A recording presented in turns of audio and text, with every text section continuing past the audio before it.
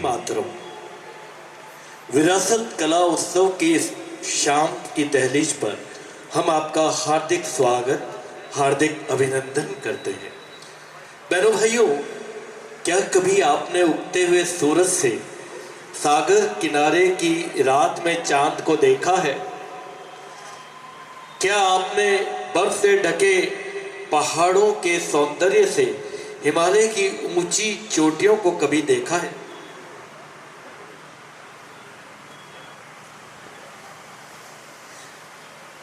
बहनों भाइयों, क्या आपने गंगा के घाट से ब्रज की गलियों को देखा है? क्या आपने अद्भुत टेढ़ी मेढ़ी चट्टानों से लेकर रेत के दौरों की नश्वर शहर को देखा है?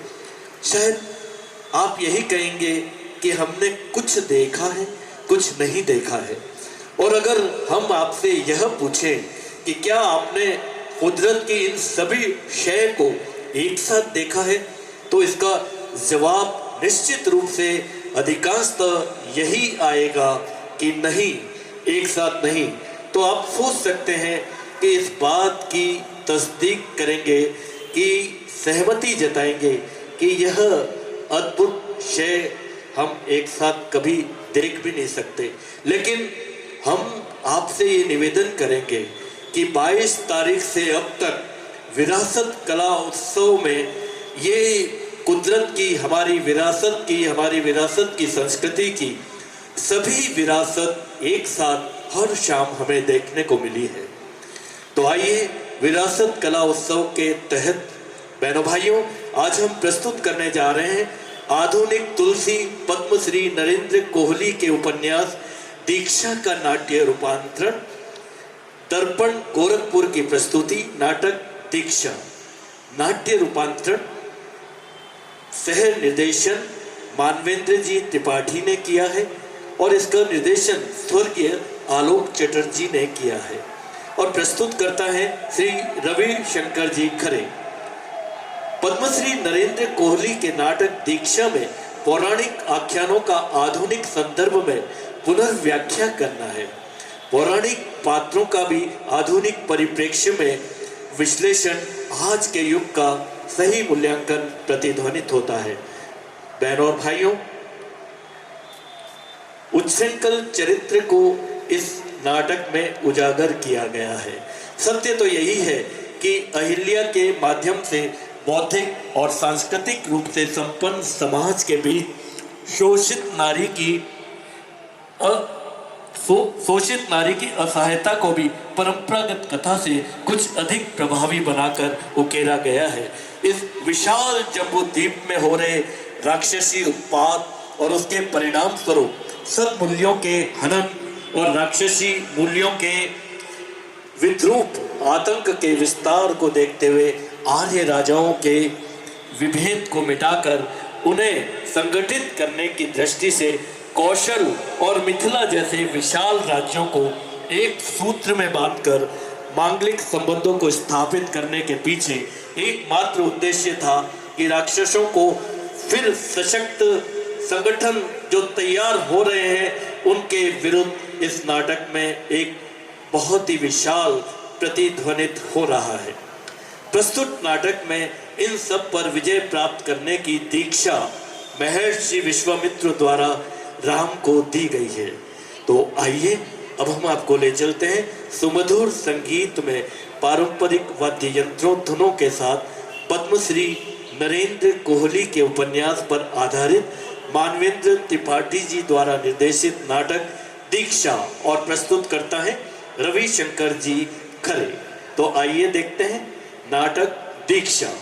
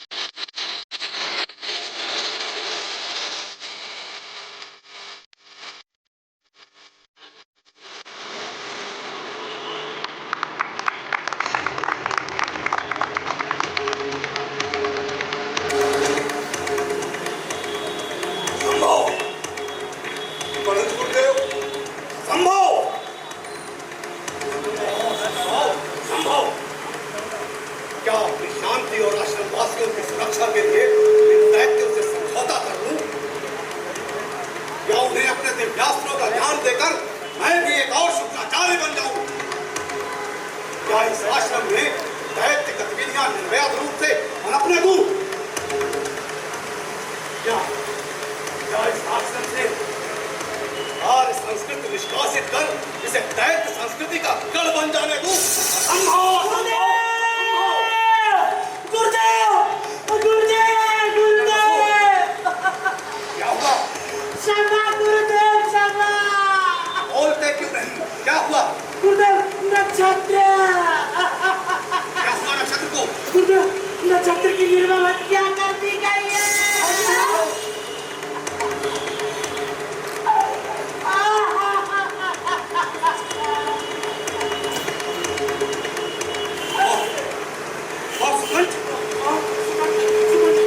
पूरी तरह से घायल है गुरुदेव। मुझे मार खाओ मत। आइए आइए गुरुदेव आइए गुरुदेव। शीघ्र चलो, शीघ्र चलो।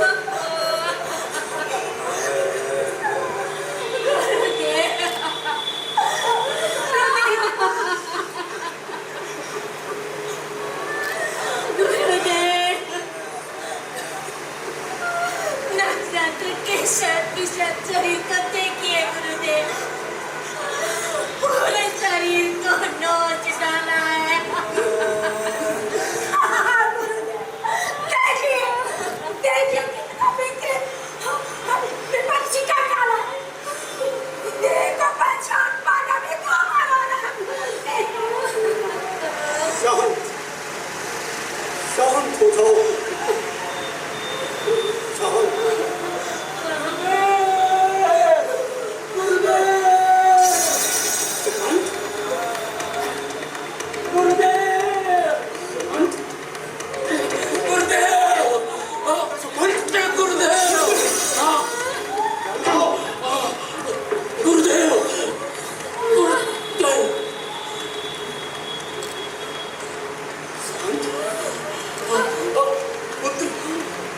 यदि बोलने में अत्यधिक पीड़ा हो रही है तो रहने दो बस। नहीं गुरुदेव नहीं, जो देखा है उससे अधिक कष्ट बताने में नहीं है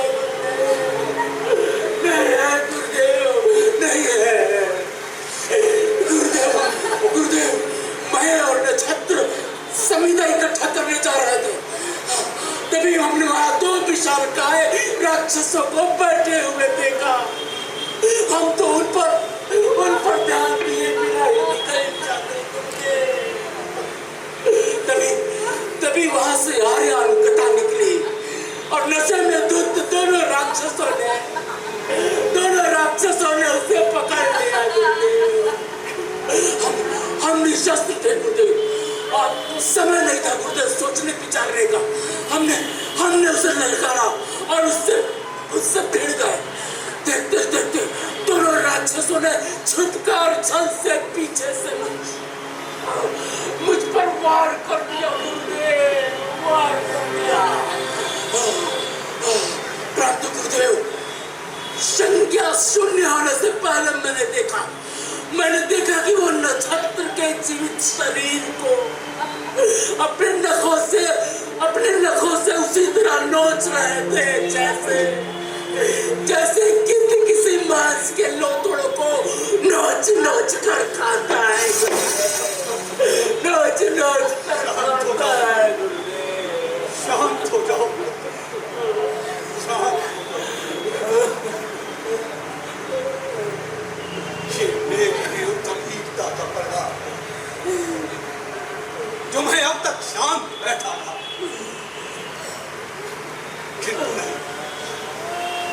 अब मुझे कुछ न कुछ करना होगा, कुछ करना होगा मुझे, अन्यथा ये आश्रम श्मशान बन जाएगा।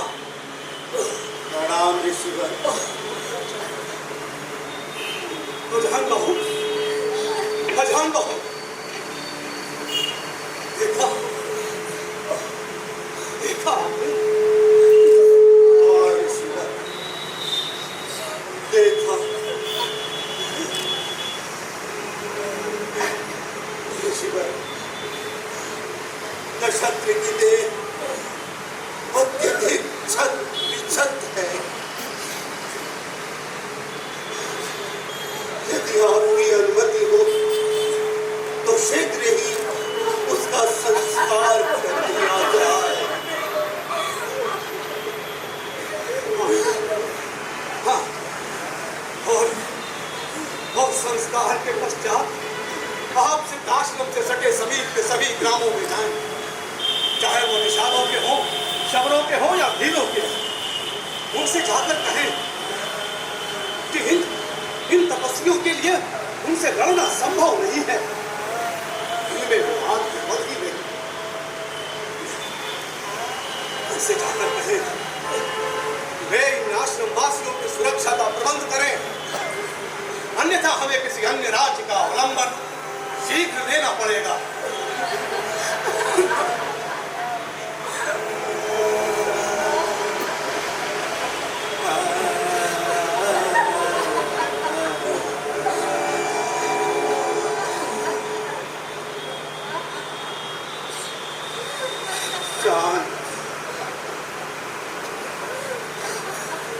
शांत हो जाओ।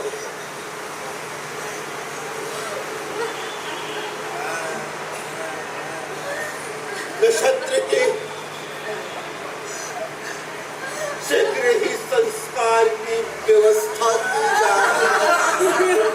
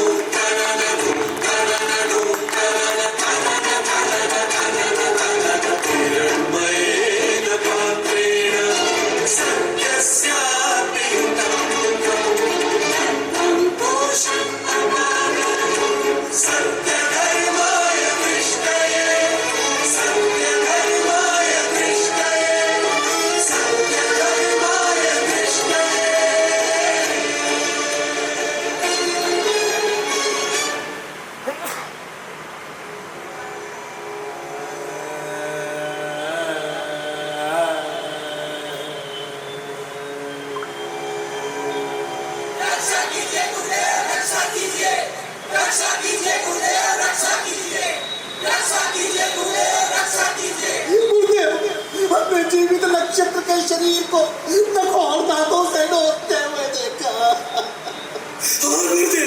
जैसे कि मौत लूट को नोचते हैं। रक्षा कीजिए गुरुदेव, रक्षा कीजिए। क्या सोच रहे हो विश्वामित्र? हर बार बस तुम सोचते ही रहते हो, परंतु करते कुछ भी नहीं है। अत्याचार की बलि वेदी पर कब तक इन भोले भाले निर्दोषों की बलि चढ़ती रहेगी? यह राक्षस कब तक आश्रम वासियों के साथ रक्त और मांस का खेल खेलते रहेंगे? विश्वामित्र, आखिर कब तक विश्वामित्र अपने दायित्व कर्तव्यों से मुख मोड़ते रहोगे? कब तक विश्वामित्र, कब तक? ब्रह्मर्षि बनने के लोभ में कहीं तुम भीरू, अकर्मण्य, कायर तो नहीं बन गए विश्वामित्र? भीरू, अकर्मण्य, कायर विश्वामित्र, भीरू, अकर्मण्य, कायर विश्वामित्र।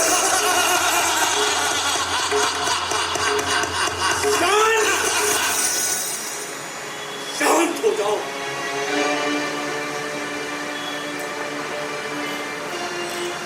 मेरी सहनशीलता को कायरता मत कहो।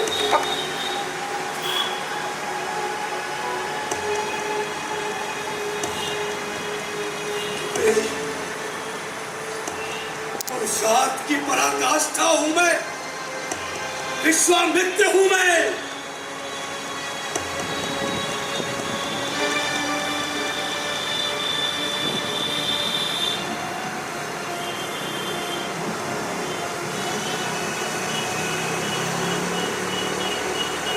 ये आज अचानक क्या हो गया मुझे?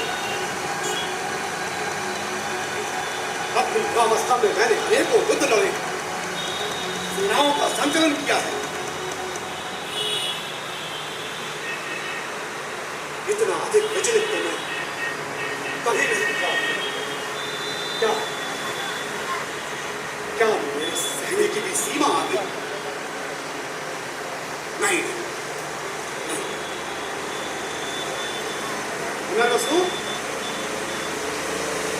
नरवसु, गुरुदेव, अजान बाहु के आने की कोई सूचना? नहीं गुरुदेव, अभी तक तो हमें ऐसी कोई सूचना प्राप्त नहीं हुई।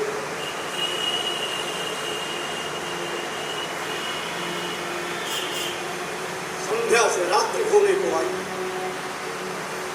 अजान बाहु नहीं आए।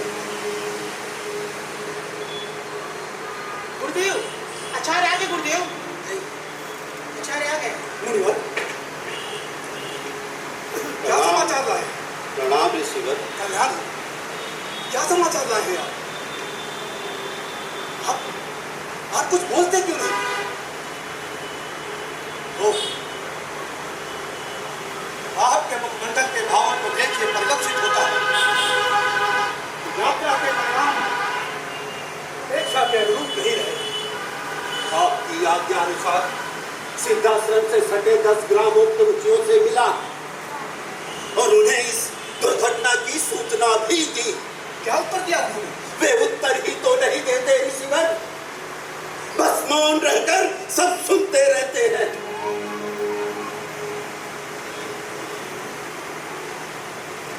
जब ग्रामवासियों को यह ज्ञात हुआ कि ये राक्षसों का कृत्य है और ये राक्षस ताड़का के सैनिक शिविर से संबद्ध है, तो वे कुछ करने के स्थान पर और भयभीत हो उठे ऋषिवर, भयभीत हो उठे।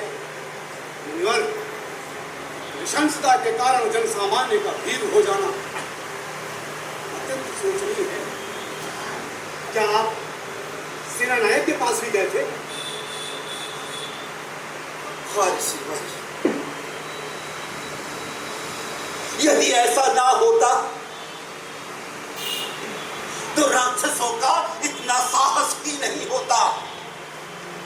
हम आश्रम वासियों में अभी भी थोड़ा आत्मबल और तेज है, जिससे हम राक्षसों का प्रतिकार करने में सक्षम हैं। परंतु बाहर के आश्रम के बाहर की स्थिति भयावह है। सैकड़ों लोगों के बीच ये राक्षस जनमानस से धन छीन लेते हैं, उन्हें घायल कर देते हैं, यहाँ तक कि उनकी हत्या कर देते हैं। और जनमानस बस खड़ा होकर देखते रहता है। ये जनमानस मानो अपने नैतिक सामाजिक भावनाओं से शून्य, हतवीर और कायर हो गया हो। जिसके सिर पर पड़ती है बस वही भुगतता है। शेष प्रत्येक व्यक्ति इस घटना से उदासीन, स्वयं को बचाता हुआ सा निकल जाता है। इससे अधिक सोचिए और क्या हो सकता है? इससे अधिक सोचनीय स्थिति और क्या हो सकती है? न्याय पक्ष कोमल तथा भीरू और अन्याय पक्ष शक्तिशाली तथा उच्छृंखल हो गया। यह स्थिति समाज के लिए अत्यंत अहितकर है। क्या आप सेनानायक के पास भी गए थे? हाँ, गया था। क्या बातचीत हुई? बातचीत तो हुई, परंतु वह सैनिकों को कोई निर्देश देगा, इसमें मुझे संदेह है। ऐसा क्यों?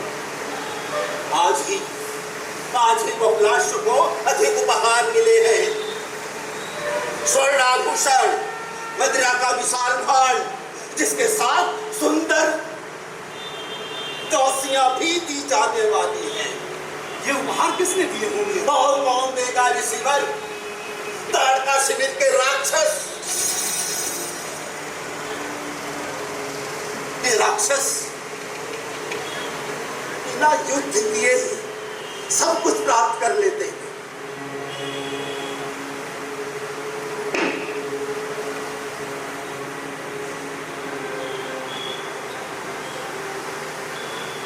इसका तो अर्थ ये हुआ कि शासन प्रतिनिधि, सेना, इन सब के होते हुए जो चाहे मनमाना अपराध कर ले और उसके प्रतिकार के लिए शासन प्रतिनिधि के पास उपहार भेज दे, तो क्या उसके अपराध का परिमार्जन हो जाएगा? ये कैसा मानव समाज है? हम इन परिस्थितियों में जी रहे हैं। असह्य, अशोभनीय। आपने निषाद ग्राम जाने को कहा था। हाँ, वहां जाकर जो सुना तो अपनी बात कह ही नहीं पाया। अब ऐसा वहां क्या हो गया था मुनिवर? एक दिन पूर्व ही सेना नायक के अधीनस्थों ने निषाद ग्राम जाकर वृद्ध निषाद प्रमुख गहन के घर के परिवार की महिलाओं के साथ पूरे समाज के सम्मुख अत्यंत पैशाचिक और बर्बर व्यवहार किया। तो बहन के दो युवा पुत्र कहा थे? वे हाथ करने गए थे।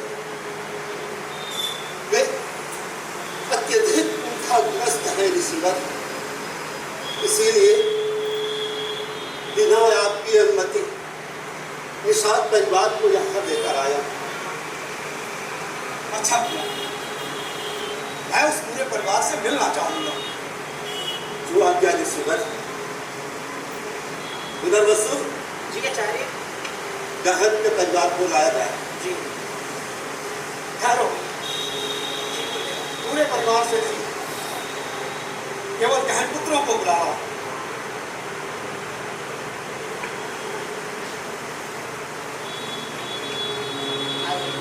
गहन पुत्र आ गए ऋषिवर।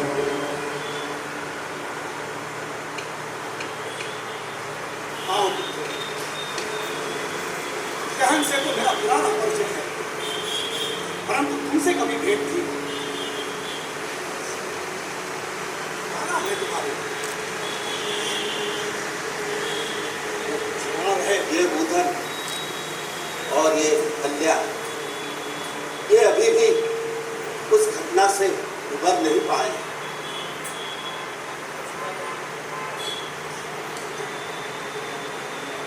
आश्रम में तो अहिंसा के कारण हम कुछ नहीं कर सकते, किंतु तुम तो युवा हो, तुम्हें क्रोध नहीं आया? तुमने कुछ किया क्यों नहीं? स्मरण रहे, दलितों का उद्धार तब तक नहीं होगा जब तक वो अपने ऊपर हुए हिंसा का विरोध नहीं करेंगे। क्षमा गुरुदेव, क्षमा। बचपन से हमें हिंसा का पाठ पढ़ाया गया है। किसी भी रूप में हिंसा को वह पाप बताया गया है। अगर इन बातों को विस्मृत कर हम उनके विरुद्ध खड़े होने का साहस भी करते हैं, तुम्हें गांव की हर महिला के साथ वही तो कर्म करते हैं। पूरे गांव को अग्नि में जलाकर शार कर दिया जाता, एक भी पुरुष जीवित ना बचता।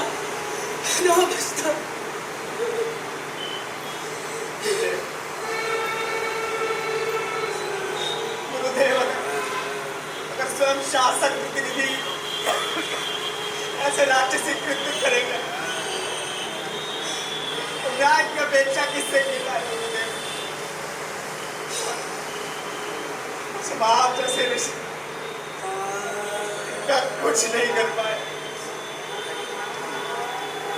हम तो आपके चरणों में विश्वास नहीं करते।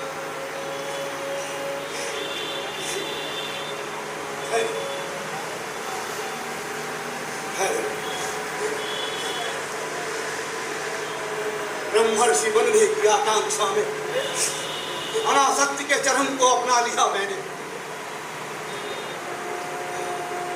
इतना संज्ञा शून्य हो गया, सारी संवेदनाएं शून्य हो गई। किंतु स्मरण रहे, दैत्यों के प्रति उठती घृणा को हमें पोषित करना होगा, तभी इन दैत्यों का संहार हो सकेगा।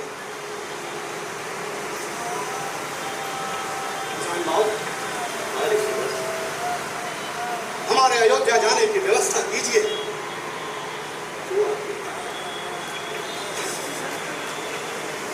और मेरी अनुपस्थिति में आश्रम का कार्यभार आप संभालेंगे।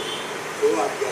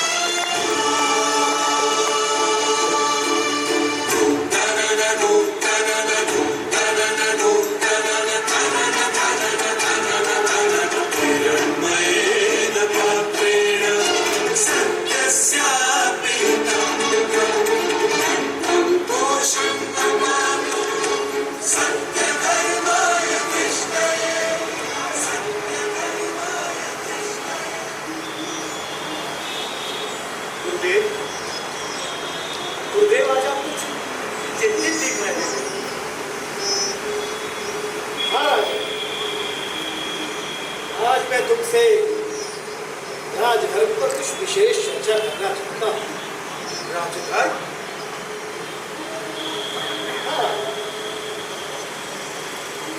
वैसे तो रघुवंशी परंपरा राजधर्म एक विशेष रूप से निभाती चली आई, किंतु आज मैं जिस राजधर्म पर चर्चा करना चाहता हूँ,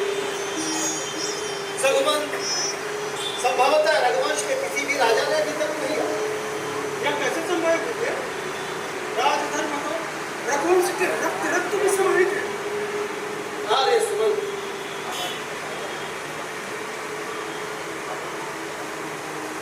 राजधर्म जो निभाया गया अभी तक वो प्रजा के कल्याण के लिए तो था, किंतु कहीं ना कहीं अपने वंश चिंतन के लिए, वंश परंपरा को आगे बढ़ाने के लिए युद्धों की लंबी परंपरा ने हमें चक्रवर्ती अवश्य बना, किंतु मानव मन में झांकने का प्रयास संभवतः अभी तक नहीं किया। तो गुरुदेव, इसके लिए हमें क्या करना चाहिए? राजन, राजधर्म का अर्थ है प्रजा की रक्षा के साथ जनकल्याण। कुछ अनुभूतियां ऐसी होती हैं जो स्पर्श करने के पश्चात ही होती हैं। अतः तुम्हें राम जन के बीच में जाकर उनके मन की बातों को जानना चाहिए, समझना चाहिए। महाराज की जय हो। महाराज, द्वार पर महर्षि विश्वामित्र पर आए। आज अचानक तपोवन छोड़कर यूं ही नहीं आए हैं इस विश्वामित्र। जरूर कोई विशेष प्रयोजन हो।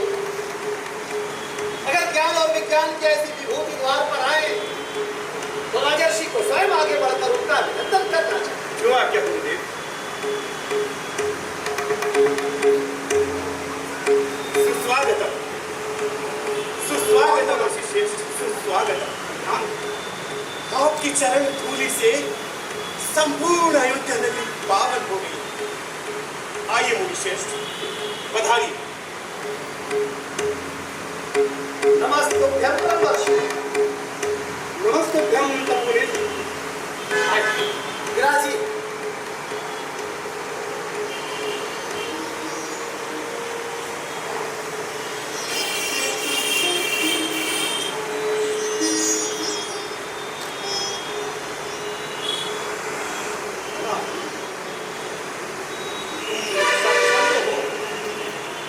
तुम्हारा धन धान्य, बंधु बांधव, मंत्री प्रजा सब सुखी तो हैं। तुम अतिथि सेवा, मानव सेवा, देवकृत्य इत्यादि कार्य ठीक प्रकार से संपन्न कर रहे हो ना?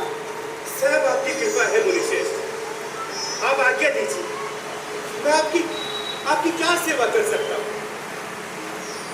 मैं तुमसे कुछ मांगने आया। बोलो, होगी? अवश्य मुनिश्रेष्ठ। प्रतिश्रुत होते? मैं प्रतिज्ञा करता हूँ। तो सुनो राजन, अयोध्या के दक्षिण में क्या हो रहा है संभवतः ये तो तुम जानते ही हो। हमारे संज्ञान में तो सब कुछ कुशल मंगल ही है, परंतु यदि कोई चिंता का विषय है तो आप उसके बारे में मुझे अवगत कराएं, तो निश्चित रूप से उसका समाधान करने का प्रयास किया जाएगा। आर्यावर्त की यही विडंबना है महाराज। सारे आर्यगण ये समझ बैठे हैं कि सब कुशल मंगल है। क्षमा चाहता हूँ, ऐसा है नहीं। क्षमा चाहता हूँ मुनिश्रेष्ठ। मैं कुछ समझा नहीं। राक्षसों का आतंक दक्षिण में अत्यधिक हो गया। रावण अपने सैनिक उपनिवेशों का जाल फैलाकर समस्त आर्यावर्त को घेर रहा है, ताकि एक ही बार में सब कुछ कर सके। उसका एक ऐसा ही सिद्धाश्रम मेरा उसका एक ऐसा ही सैनिक उपनिवेश मेरे सिद्धाश्रम के समीप सटे धाम में स्थित है, जहाँ विकट राक्षसी ताड़का अपने पुत्र मारीच सहायक सुबाहु के साथ निवास करते हैं। रावण की प्रेरणा से मुझे निरंतर पीड़ित करते हैं। जब भी मैं कोई यज्ञ आदि कार्य प्रारंभ करता हूँ, वे उसमें रक्त और मांस की वर्षा कर उसे दूषित कर देते हैं। राजन, मैं उन राक्षसों के विरुद्ध युद्ध में आपकी सहायता की आशा लेकर आया हूँ। आप निश्चिंत रहे मुनिश्रेष्ठ। आज ही अपनी संपूर्ण सेना भेजता हूँ, जो संपूर्ण राक्षसी सेना का सर्वनाश कर देगी और हमारी सेना नायक आपकी सहायता करेंगे। आज सेना नायक से सहायता की आशा होती, कदाचित हमें आपके दर्शन करने के लिए ना आने को। कर्तव्य पालन सभी की क्षमता नहीं होती राजन। सेना नायक कितने कर्तव्य पालन कर रहे हैं, संभवतः ये बात राजधानी तक पहुंच ही नहीं पाती। बताओ, मैं एक विशेष आशा के लिए आपके समक्ष उपस्थित हुआ। आप आज्ञा करिए मुनिश्रेष्ठ। आप जो कहेंगे वो अवश्य ही होगा। ध्यान से सुनिए महाराज। यज्ञ की रक्षा और उन दैत्यों के संहार के लिए मुझे राम चाहिए।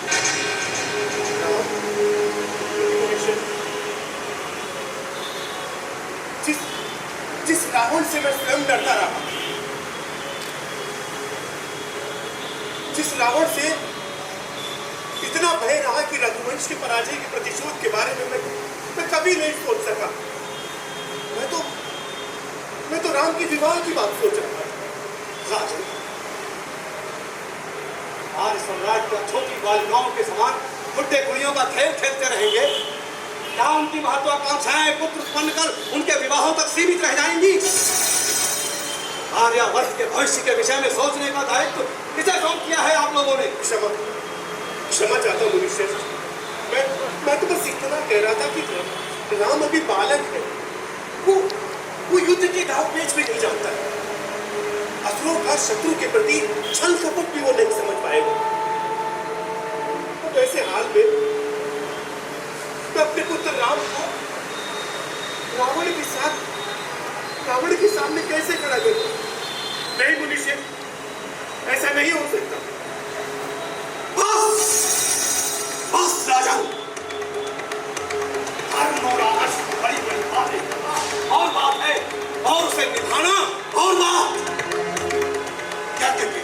लिए राम चाहिए, और यदि नहीं दे सकते तो राम है। आज कंस के किसी अन्य राजा से विरोध कर लूंगा। वचन जब पूर्ण नहीं करना था तो वचन क्या ही क्यों? स्मरण रहे, वचन देने की तुम्हारी यही आतुरता एक दिन तुम्हारा सर्वनाश कर देगी। ये तो मेरी मति मारी गई थी, इतनी बड़ी आशा लेकर तुम्हारे द्वार चला आया। जाते जाते तुम्हें ये बता देना चाहता हूँ, अभी भी कुशिक नंदन विश्वामित्र में इतनी सामर्थ्य शेष है, तुम्हारे जैसे शासकों का निर्माण कर सकता है। अभी भी किसी को भी अपने दिव्यास्त्रों का ज्ञान देकर उसे सम्राट दशरथ बना सकता है। मैं प्रतिज्ञा करता हूँ। शांत कुशिक, ऐसी कोई प्रतिज्ञा न करें। महाराज के प्रति उदार है, शांत हो जाइए। शांत आइए, आसन ग्रहण कीजिए। विश्ववर, आसन ग्रहण कीजिए।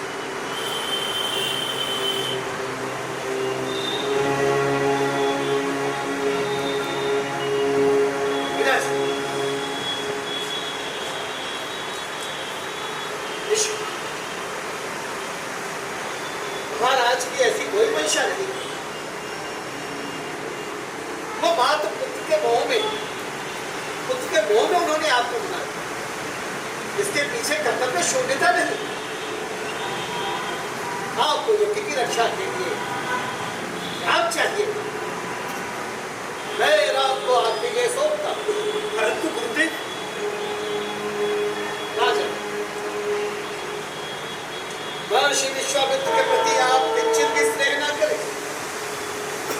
वो आपके पुत्र के हित के लिए, उसके कल्याण के लिए उसे दे रहे हैं। आप सहर्ष उन्हें सौंप दें, आदेश कर। अब जो आप दोनों गुरुओं की आज्ञा, परंतु गुरुदेव मेरा एक निवेदन है आपसे, निर्भय होकर कहो राजा। यदि अब आप मेरे पुत्र राम के साथ उसके अनुज लक्ष्मण को भी ले जाएं तो आपकी बड़ी कृपा होगी, क्योंकि दोनों भाई कभी एक दूसरे से पृथक नहीं हुए। राम और लक्ष्मण मेरे प्राण है, मैं आज इन्हें आपको सौंपता हूँ। संकोच क्या करूँगा? कार्य सिद्धि के उपरांत तुम्हारे दोनों पुत्रों को सकुशल वापस लौटाऊंगा। संदेह का कार्य सुबह राम और लक्ष्मण को दरबार में उपस्थित किया। कुमार राम और लक्ष्मण को सभा में उपस्थित किया जाए। जैसे आप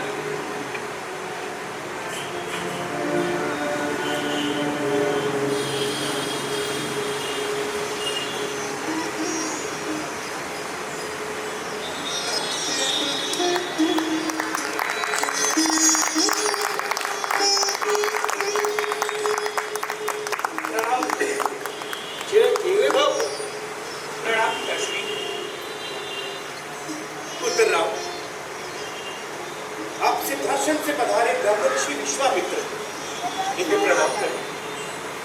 प्रणाम ऋषि, ज्ञान हो पुत्र। आप दोनों भाइयों को यज्ञ की रक्षा हेतु विश्वामित्र जी के साथ सिद्धाश्रम जाना है। जो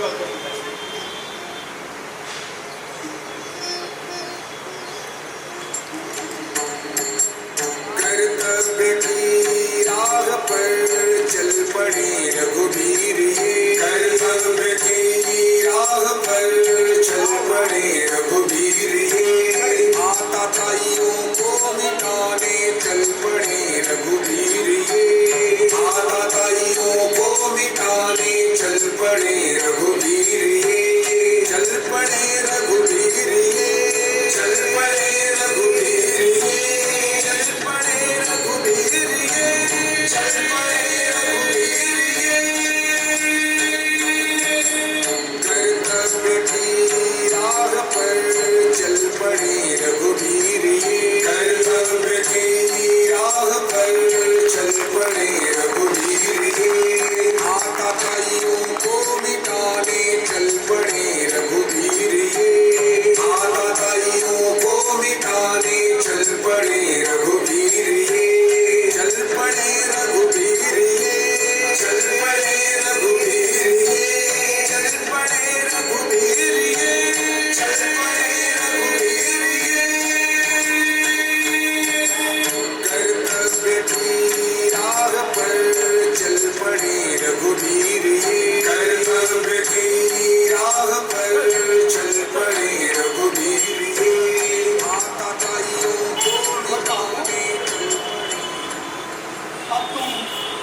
से वापस लौट कल्याण।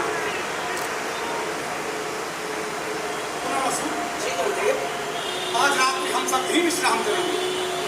प्रबंध जो आज्ञा गुरुदेव।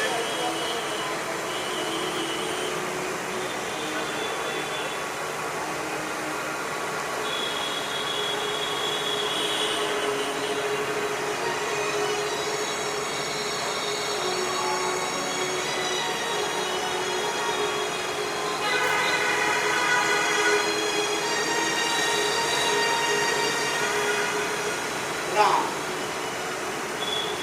आओ बैठो। जो आज्ञा।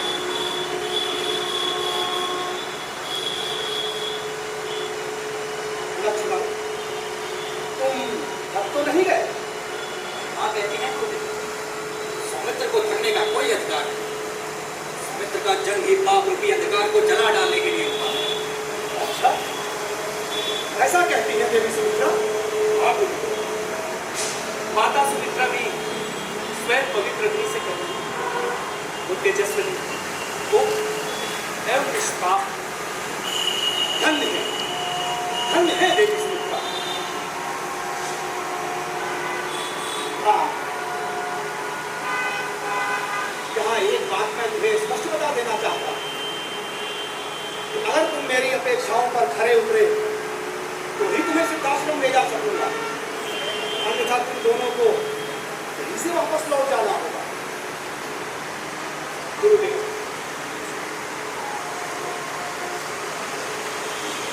मैं कुछ समझा नहीं गुरुदेव। हाँ, पुत्र, जब चिंतन सीमित और बद्ध हो जाते हैं तो विचारों में रूढ़ता आ जाती है।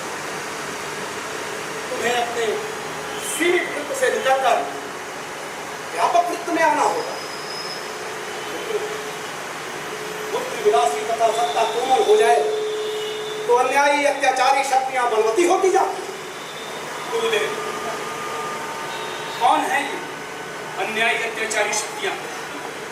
ताड़का, मारीच या सुबाहु?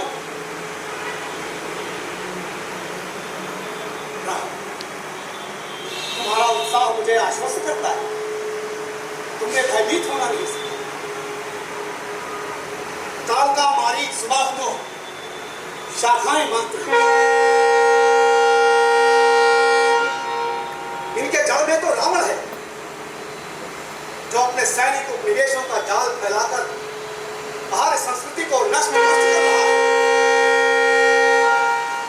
क्षमा करें गुरुदेव, परंतु आप रावण के सैनिक अभियान अत्याचार देते हैं। आर्य राजा भी तो सैनिक अभियान करते हैं। क्या अश्वमेध या सैनिक अभियान नहीं? क्या ये अनावश्यक हिंसा नहीं? तुम मेरी अपेक्षाओं पर खरे उतर रहे।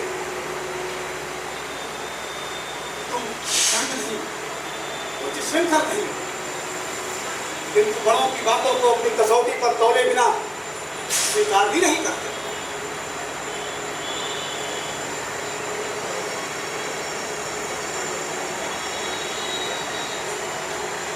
एक राजा जब अश्वमेध यज्ञ करता है तो वो अपने पिता के सुख दुख के दायित्व का वचन देता है। रावण के सैनिक अभियान के पीछे उसका सुख, उसका विलास, अत्याचार अनाचार स्थापित करना मात्र है।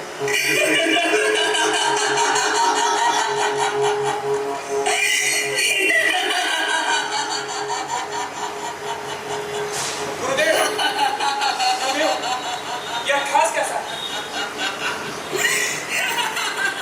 ये ताड़का है पुत्र, संहार करो। मनुष्य आज तो मुझपर तृप्त हो जाएगी।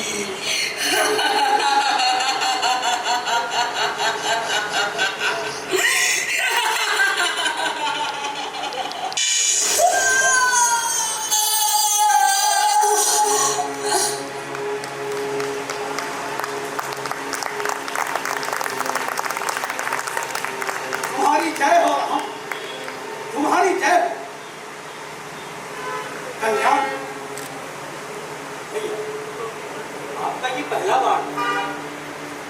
किसी स्त्री की देह से टकराए। यही धर्म है लक्ष्मण, धर्म देह नहीं देखता, वो कर्म देखता है। एक स्त्री का वध गुरुदेव। ताड़का स्त्री नहीं थी पुत्री, वो अधर्म की आकृति थी। शक्ति जब करुणा रहित हो जाए राक्षसी हो जाती, चाहे पुरुष हो या स्त्री। गुरुदेव, मेरे भीतर अभी भी प्रश्न शेष है। बाण छोड़ते समय मेरा हाथ स्थिर था, परंतु मेरा मन कांप रहा था गुरुदेव। यही तुम्हारी परीक्षा की नाम, जो बिना विचलित हुए मार दे हिंसक होता है, और जो मन के अस्थिर होते हुए भी कर्तव्य निभा ले राजा वही बनता है। यही परीक्षा, शस्त्र उठाना, मारना नहीं, ये हिंसा की दीक्षा नहीं, संयम की दीक्षा है। शस्त्र उठाना सरल है, परंतु सही समय पर शस्त्र का संधान करना सबसे कठिन तपस्या है। गुरुदेव, यदि धर्म की रक्षा के लिए मुझे कठोर होना पड़े तो क्या मैं अपना ये सौम्य स्वरूप खो दूंगा गुरुदेव? तुम्हारा सौम्य होना ही तुम्हें कठोर होने का अधिकार देता है राम। तो भीतर से करुणामय है, बाहर से वही न्याय कर सकता है। गुरुदेव, तो क्या ये वन कोई युद्ध भूमि है? यह युद्ध भूमि नहीं है, यह दीक्षा भूमि है। और आज से तुम दोनों राजकुमार नहीं, धर्म के वाहक बनोगे। गुरुदेव, यदि यही मार्ग है तो मैं आपके साथ चलूंगा, और मैं भी गुरुदेव। कर्तव्य की राह पर चल पड़े रघुवीर ये, कर्तव्य की राह पर चल पड़े रघुवीर ये, माता ताइयों को मिटाने चल पड़े रघुवीर ये, माता ताइयों को मिटाने चल पड़े रघुवीर ये। अरे होना क्या था? साक्षात घटित घटना को देखकर आंखों को विश्वास नहीं हो रहा था। पलक झपकते हाथ कौड़ी ने राम एक ही बाण मारा। वो ताका, क्या ताका कटे हुए वृक्ष की भांति धराशायी। हाँ, हम सब रह गए। हम समझ नहीं पा रहे थे कि हम खुश हों या भयभीत। लेकिन भैया, जो देखा अद्भुत था। राम के सहज आत्मविश्वासी मुख पर चिंता की हल्की सी भी रेखा नहीं आई। सच? हाँ, पूर्णतः सच। अरे भैया, ऐसा साहसी व्यक्ति तो हमने पहले कभी नहीं देखा।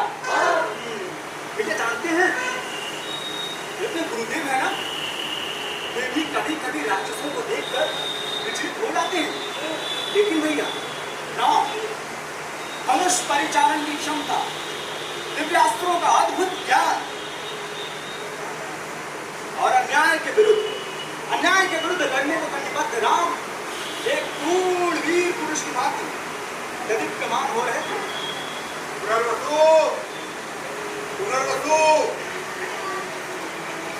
प्रणाम आचार्य। गुरुदेव ने आप सभी आश्रमवासियों को अपनी कुटिया में बुलाया। कोई विशेष प्रयोजन? ये तो वही चल के क्या? तो ध्यान सिर में वहीं चलना होगा। आइए सभी चलते हैं।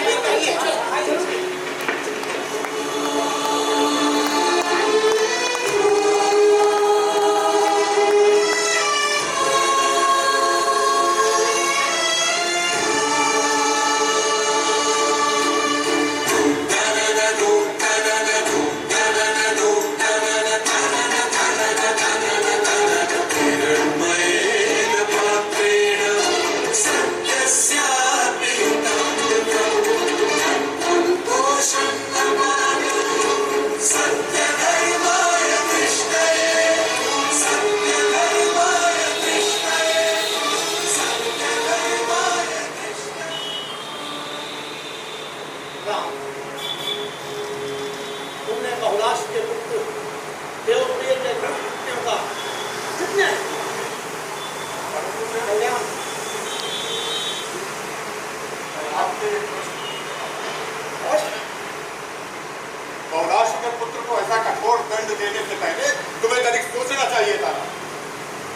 सेनापति बहुलाश अपनी सेना सहित कभी भी सिद्धांत पर चढ़ाई कर सकता है। फिर उससे कौन लड़ेगा? माना तुम समर्थ हो राम, किंतु कौशल की आर्य सेना का इस तरह नाश करना क्या तुम्हारे लिए उचित होगा? अच्छा, जो आर्य संस्कृति में पोषित होकर राक्षस हो गए अथवा राक्षसों के सहायक हो गए, राक्षसों का न्याय हो या ना हो, परंतु इनका न्याय अवश्य होना चाहिए। आप व्यर्थ की चिंता कर अपना बहुमूल्य संपत्ति और स्वास्थ्य दोनों नष्ट कर, और रही बात बहुलाश तो उसकी समस्या आप हमारे लिए छोड़।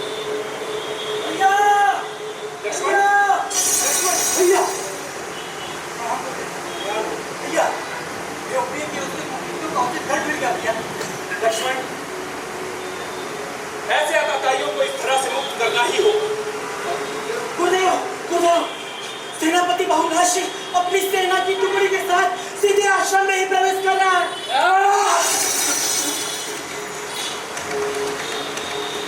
राम गुरुदेव, यह सूचना मिली कि आप दोनों आश्रम में पधारे हैं, प्रणाम करने चला आया। अरे बाबा गुरुदेव, कुछ नीच साथ मेरे पुत्र देवप्रिय को और उसके साथियों को अनधिकृत रूप से बंदी बनाकर न्याय के लिए आपके समक्ष लेकर आए हैं। कृपा कर मेरे पुत्र देवप्रिय और उसके साथियों को शीघ्र अतिशीघ्र मुक्त कर दिया जाए। बहुलाश, तुम्हारी सेना नायक हो, तुम्हें इतना भी ज्ञान नहीं कि आश्रम में चाहे कोई व्यक्ति हो या स्वयं राजा ही क्यों ना हो, वो अपनी सेना, अपने शस्त्र और यहाँ तक कि वो अपने वाहन सब कुछ सिंह द्वार के बाहर ही छोड़कर जा रहा है, और तुम सारी मर्यादाओं को तोड़ते हुए सीधे आश्रम में घुसा। राजकुमार, आर्यावर्त के इस भूभाग पर ऐसा ही प्रचलन है, और गुरुदेव मैं इस विषय पर कोई वाद विवाद नहीं करना चाहता। मैं पूछता हूँ, मेरा पुत्र कहाँ है? कहाँ है मेरा पुत्र? कहाँ है मेरा पुत्र देवप्रिय? कहाँ है? तुम्हारे पुत्र को उसके जघन अक्षम्य कुकृत्यों के लिए उसे मृत्यु दंड मिल चुका है। मृत्यु दंड? मेरे पुत्र देवप्रिय को मृत्यु दंड?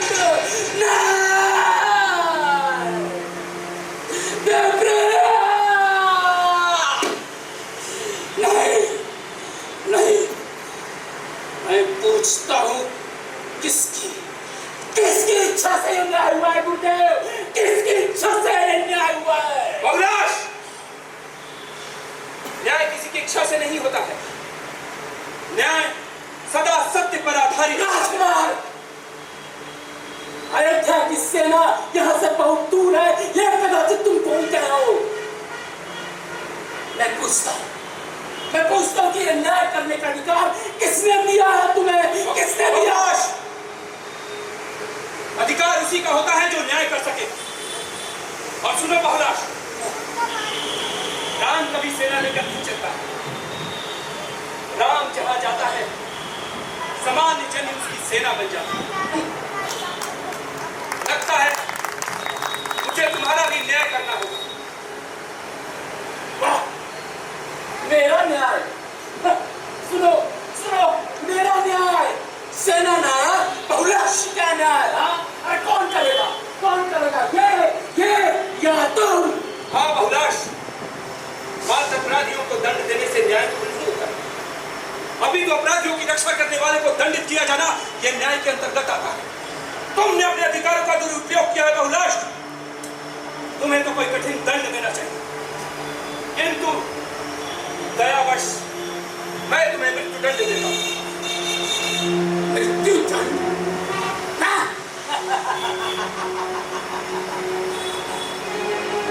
बहुलाश को मृत्यु दंड?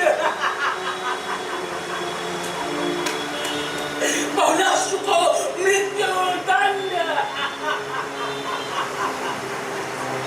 सेना नायक को मृत्यु दंड?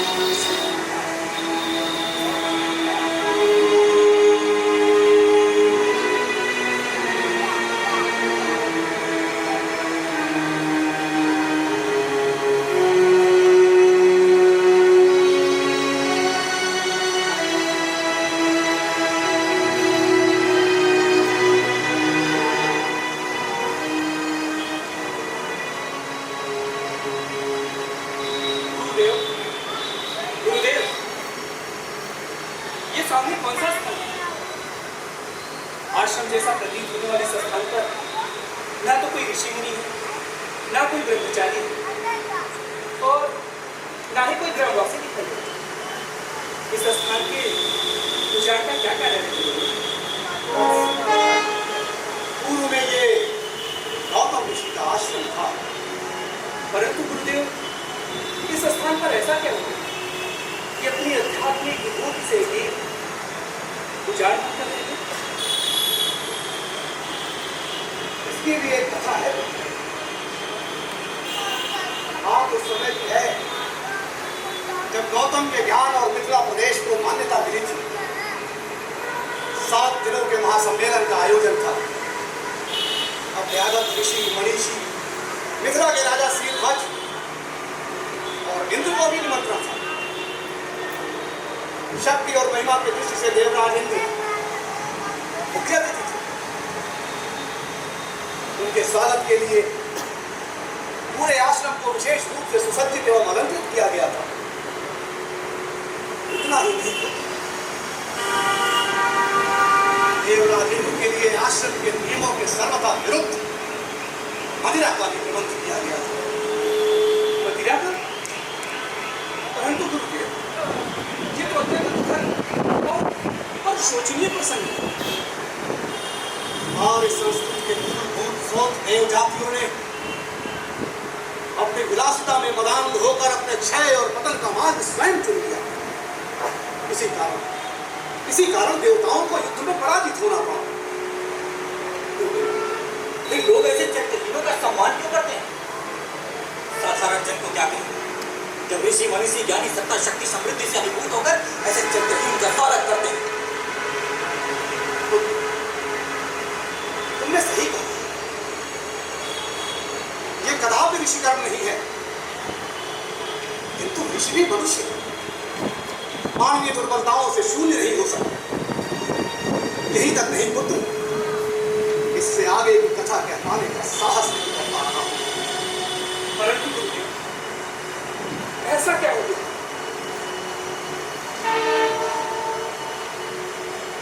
एक दिन की बात है, देवराज इंद्र गौतम ऋषि के पास आए। वो देव दानव युद्ध में उनकी सहायता चाहते थे। गौतम ने सहायता की भी, किंतु भोग विलास में आत्यंतिक आग्रह रखने वाले देवराज इंद्र ने एक दिन अवसर पाकर देवी अहिल्या के साथ दुराचार किया। गौतम ऋषि को बात क्या थी, उन्होंने श्राप दे डाला। श्राप के शनै शनै यहाँ जनमानस में आना छोड़ दिया। इस आश्रम की कीर्ति चारों तरफ फैल गई और धीरे धीरे ये आश्रम राम होता है। और माता उनका क्या हुआ? तो देवराज इंद्र के अपराध का दंड भोग रही है पुत्र। क्यों? वो क्यों भोग रहे हैं गुरुदेव? पाप कोई और करे, दंड कोई और भुगते। युगों युगों से स्त्री जाति पर तरह तरह के अंकुश लगाने के बाद भी ये पुरुष दर्द दुष्ट नहीं हुआ। आप जैसे ऋषि मुनि भाई के न्याय को देखते हो, तो चुप क्यों रहे? उस समय मुझमें इतना साहस नहीं था कि हम सत्य के पक्ष में खड़े हो सके। देखा जाए तो अहिल्या का अपराधी मैं भी हूं। गुरुदेव हम माता अहिल्या के दर्शन करना चाहते अवश्य अवश्य गुरुदेव, आओ चले।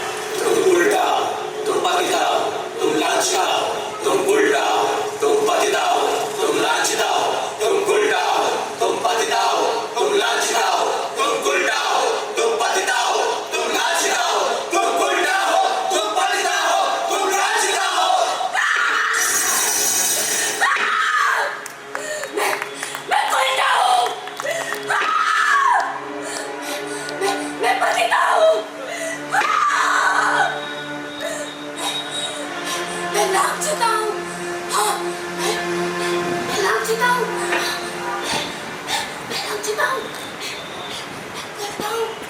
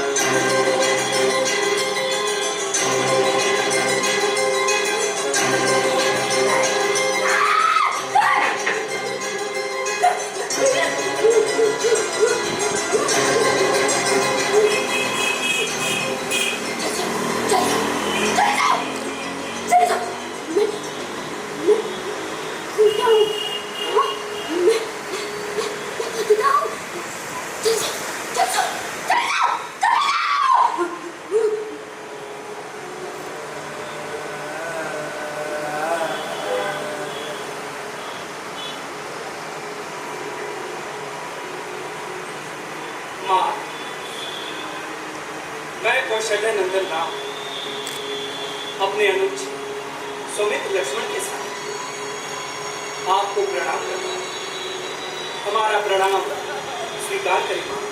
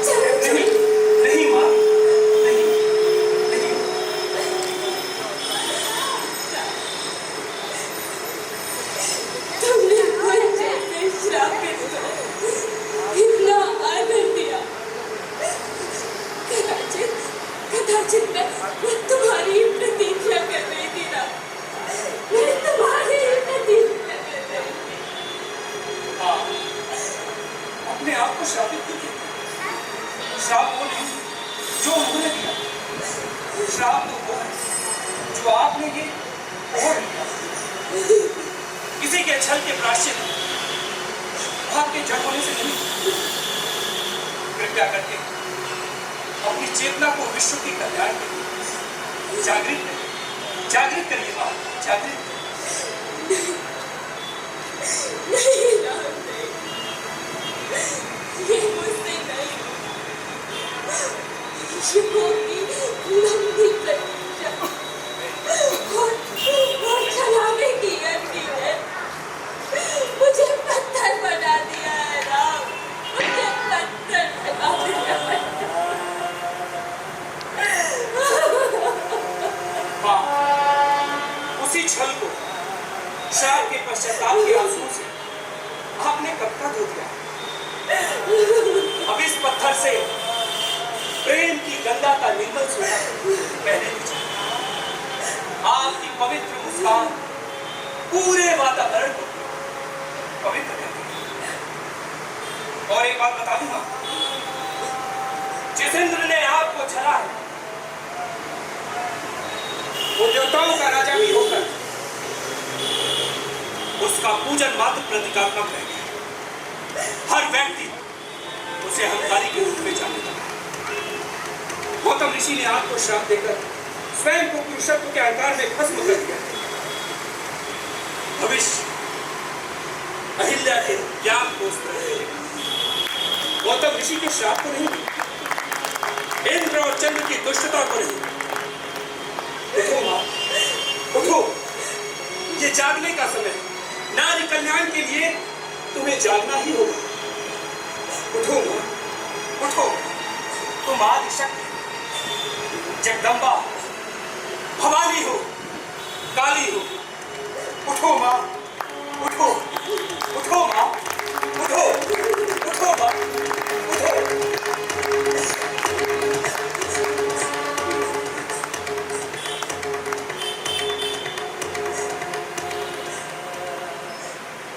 तपस्या आज पूर्ण हुई, मेरी साधना आज सफल हुई, सफल।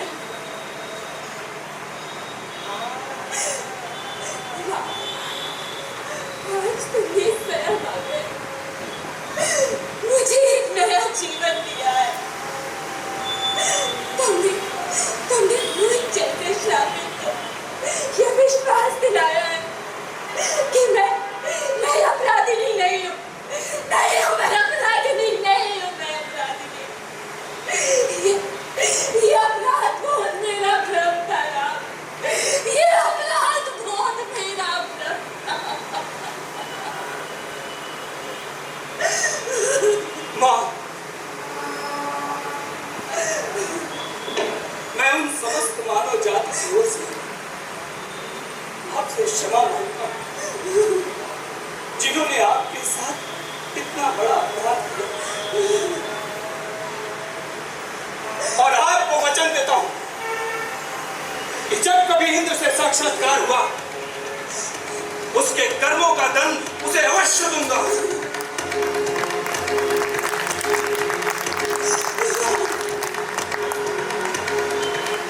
तुम मेरी अपेक्षाओं से नहीं परे।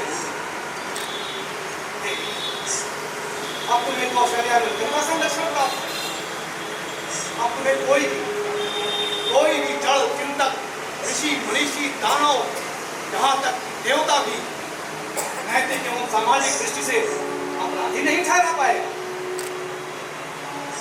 तुम्हारा कल्याण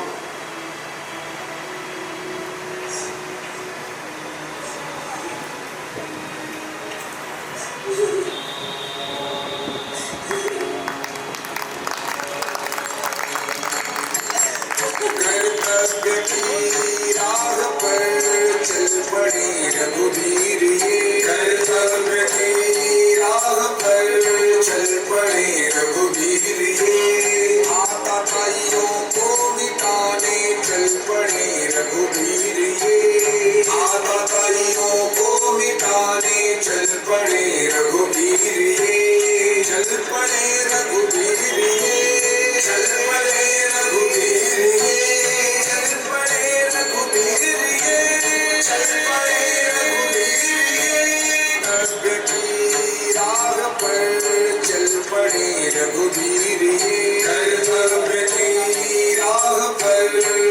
पड़े रघुवीर ये, माता भाइयों को मिटाने चल पड़े रघुवीर ये।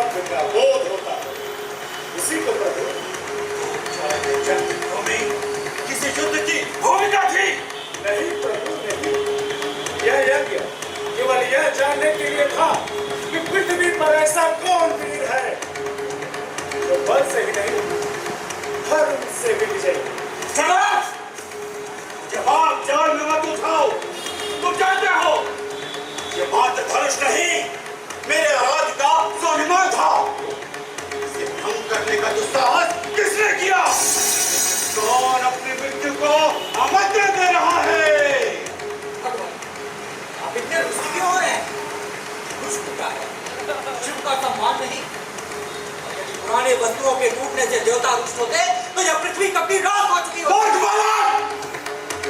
तू मुझे जान देगा? जब तू मुझे नहीं जानता, मैं वही परशुराम हूँ जिसने पृथ्वी से क्षत्रियों को लिख कर दिया था। आपने शस्त्र से उत्तर दिया था हमारा। आज प्रश्न शस्त्र का नहीं, मर्यादा और विवेक का है। क्षमा करें भगवान, क्षमा करें।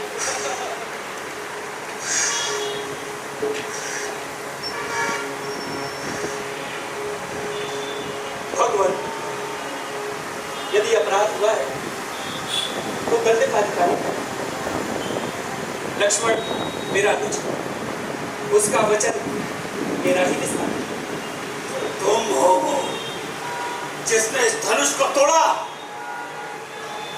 यदि तुम इतने ही वीर हो तो ये लो वैष्णु धनुष और इस पर प्रत्यंचा चढ़ाओ।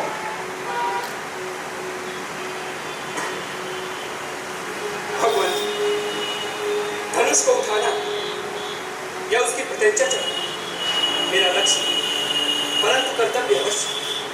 यदि इससे आपका क्रोध शांत होता तो मुझे ये भी सुना।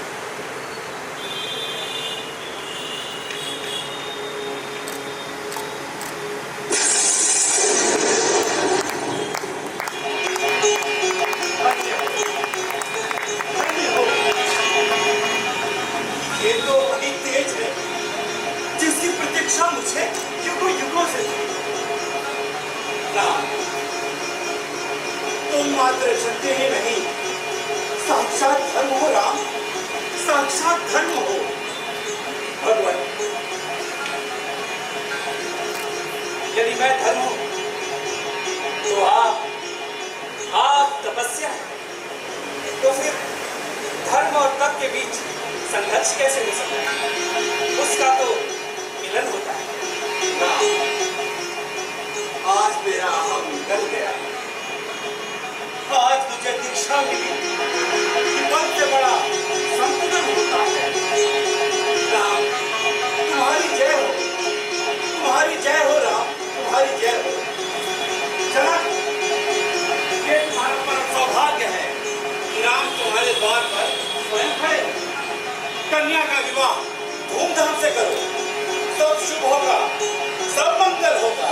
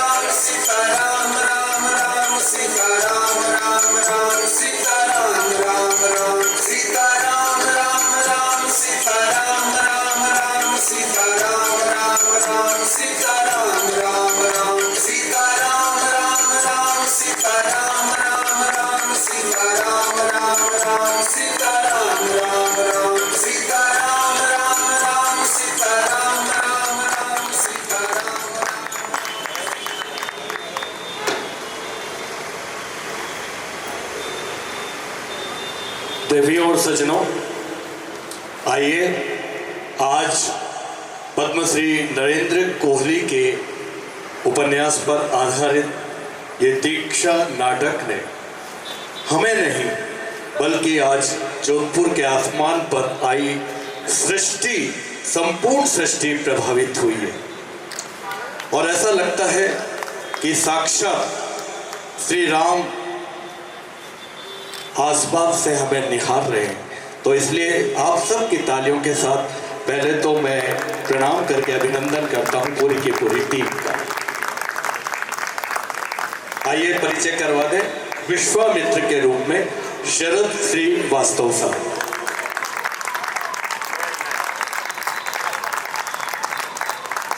श्री राम के रूप में आलोक कुमार सिंह,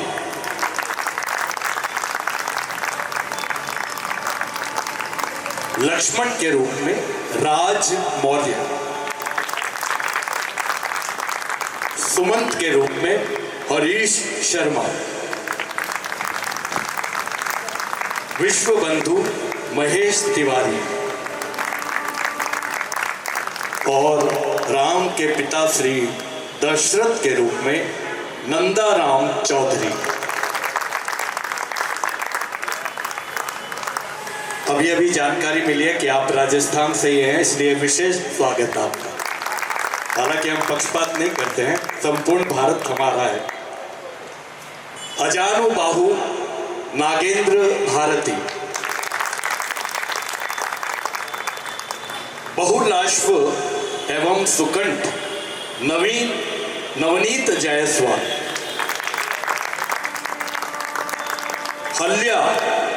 हल्या यानी जो पत्थर की शिला।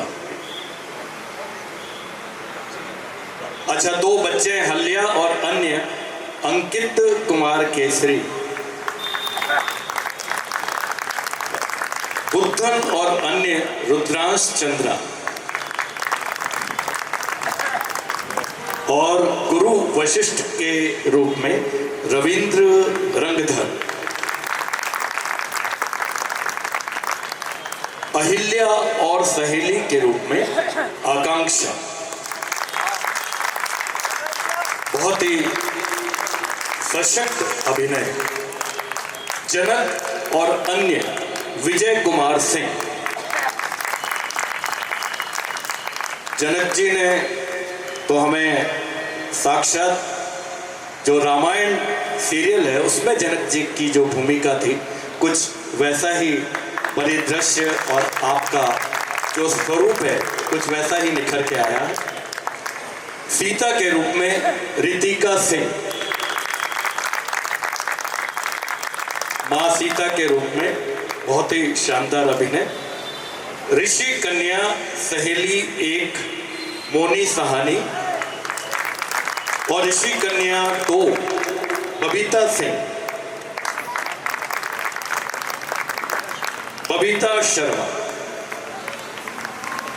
पुनर्वसु और अन्य प्रियांशु वर्मा। प्रहरी प्रथम शिवा श्रीवास्तव, प्रहरी द्वितीय अविनाश सहानी और ऋषि बटु सागर चौधरी और उत्तम मध्येशिया।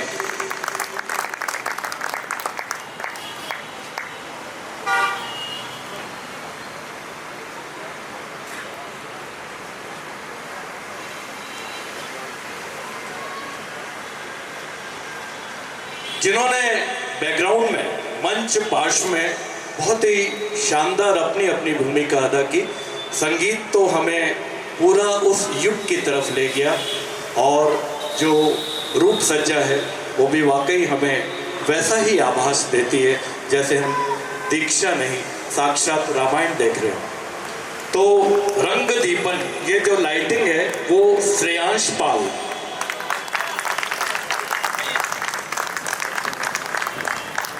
श्रेयांश जी पाल। मंच सज्जा अविनाश सागर।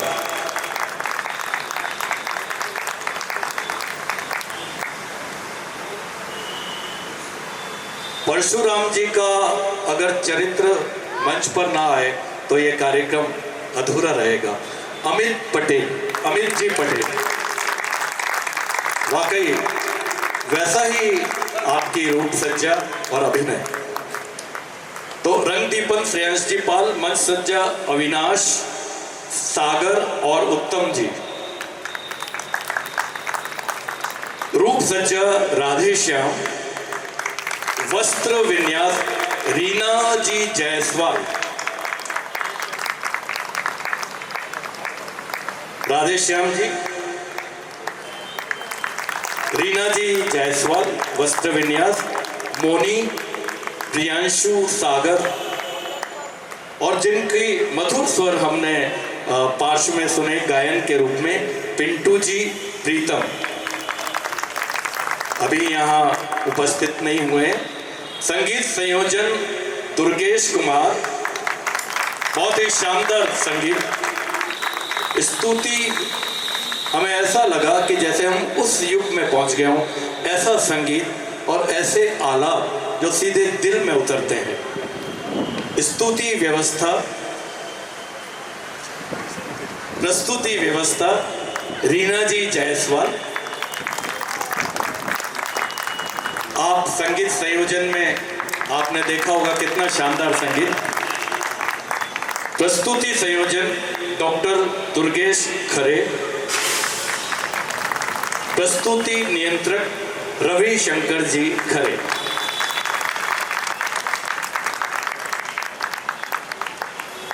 और जिन सबके पार्श्व में, आशीर्वाद में, अभिनय में, संगीत में और सभी संयुक्त रूप से जिन्होंने इसका निर्देशन किया, मैं उन्हें मंच पर आमंत्रित करता हूं।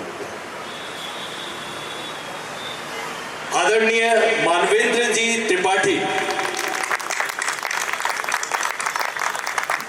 मानवेंद्र जी त्रिपाठी कृपया मंच पर पधारें। आदरणीय मानवेंद्र जी त्रिपाठी,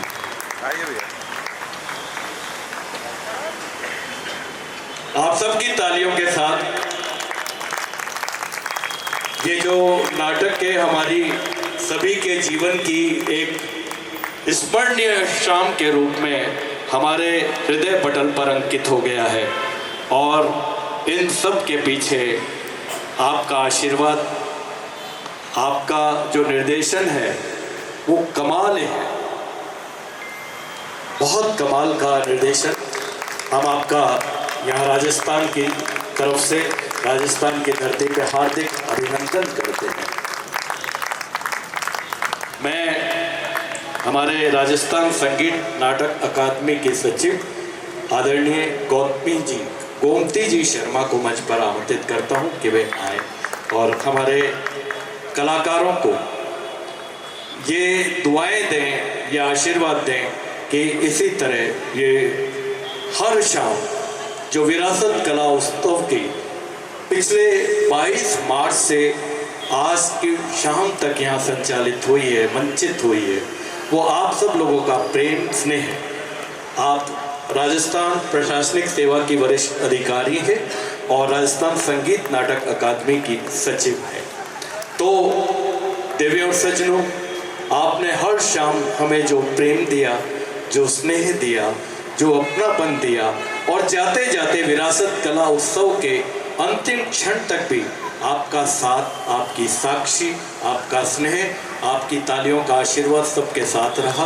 तो मैं जोधपुर के सभी दर्शकों का राजस्थान संगीत नाटक अकादमी की तरफ से, उत्तर मध्य क्षेत्र सांस्कृतिक केंद्र प्रयागराज की तरफ से और प्रयागराज के अधिकारी श्री स्वप्निल जी भी हमारे साथ हैं और वो भी कृपया मंच पर आएं।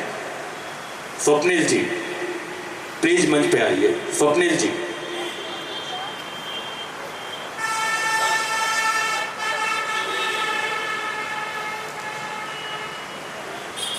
आज की मेरे पास कोई शब्द नहीं है जिसके लिए मैं आपको धन्यवाद दूं। I am speechless. इतना शानदार प्रस्तुति, दिन भर की हमारी थकावट दूर हो गई। पिछले 2-3 दिन से मेरे घर पे घरेलू काम चल रहे हैं और मैं इतनी व्यस्त रहती हूँ और आज मुझे पता चला कि आपका ये कार्यक्रम है तो मुझे यहाँ आना पड़ा और मेरी दिन भर की थकावट दूर हो गई। मेरे पास अगेन मैं कहना चाहूँगी कोई शब्द नहीं है कि आज के युग में इस तरह की शानदार प्रस्तुति नहीं के बराबर कहीं भी देखने को नहीं मिलती है और आप लोगों ने यहाँ जीवंत उदाहरण दिया, उसके लिए मैं हृदय से आभार व्यक्त करती हूँ। और जो भी यहाँ उपस्थित है हमारे दर्शक, आपके बदौलत ये शानदार कार्यक्रम हुआ। अगर आप नहीं होते तो ये नहीं होता। तो सभी को बहुत बहुत हृदय से आभार, धन्यवाद।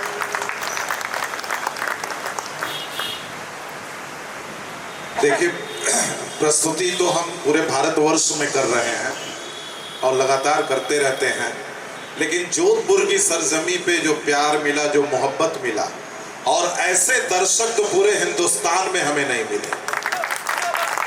तो इन दर्शकों के लिए भी जोरदार ताली कि आप इस नाटक को समझ सके और इस नाटक के उस संवाद पे तालियां मिली जहां पे उसकी अपेक्षा थी। तो मैं उसी को देख रहा था कि कितने मनोयोग से आप नाटक को देख रहे थे। जहां ताली की जरूरत थी ताली थी, जहां सन्नाटा था, खामोशी थी, सिसकियां थी, ये सब आपसे मिला और इस नाटक को उतना ही समृद्ध बनाया। हृदय से आप सभी का आभार। बहुत बहुत शुक्रिया सर। और आपके इस नाटक ने दूरदर्शन पर जब रामायण सीरियल आता था तो सड़कें सुनी हो जाती थी, घरों में लोग कैद हो जाते थे, अपने पड़ोसी से बात नहीं करते थे, अपने परिवारजनों से बात नहीं करते थे और रिश्तेदार या परिचित घर पे आना किसी को पसंद नहीं था। कुछ वैसा ही माहौल आज हमें फिर से उस बैकग्राउंड की तरफ ले गया। इसलिए एक बार फिर मैं अकादमी की तरफ से और उत्तर मध्य क्षेत्र सांस्कृतिक केंद्र प्रयागराज की तरफ से आप सभी का बहुत बहुत अभिनंदन, आभार। जोधपुर की तरफ से, राजस्थान की धरती की तरफ से।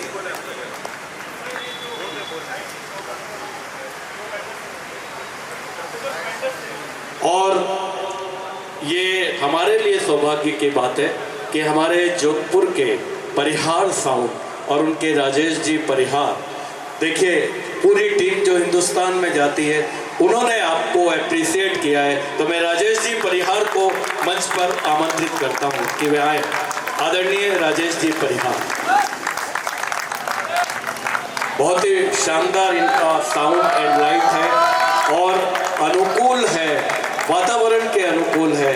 और जिसे कलाकार ऐसे उच्च कोटि के अभिनेता, निर्देशक और सारी की सारी टीम जिन्होंने संयोजन किया है मंच का, उन्होंने अगर आपकी सराहना की है तो ये हमारे लिए सौभाग्य की बात है। बहुत बहुत सभी की तरफ से राजेश जी का बहुत बहुत शुक्रिया, बहुत बहुत अभिनंदन। बहुत बहुत अब हम ये विरासत कला उत्सव का आज अंतिम दिन नहीं है। अंतिम दिन तो हम कह ही नहीं सकते, अंतिम क्षण भी नहीं कह सकते, क्योंकि आज राम हमारे साथ हैं। तो हम समझते हैं कि ऐसे ही उत्सव हमेशा हमें नसीब होते रहेंगे, हमारे सौभाग्य में आते रहेंगे। हम आपसे विदा नहीं चाहेंगे, अगले उत्सव तक के लिए आपसे अनुमति चाहेंगे। तो बहुत बहुत धन्यवाद आप सभी का।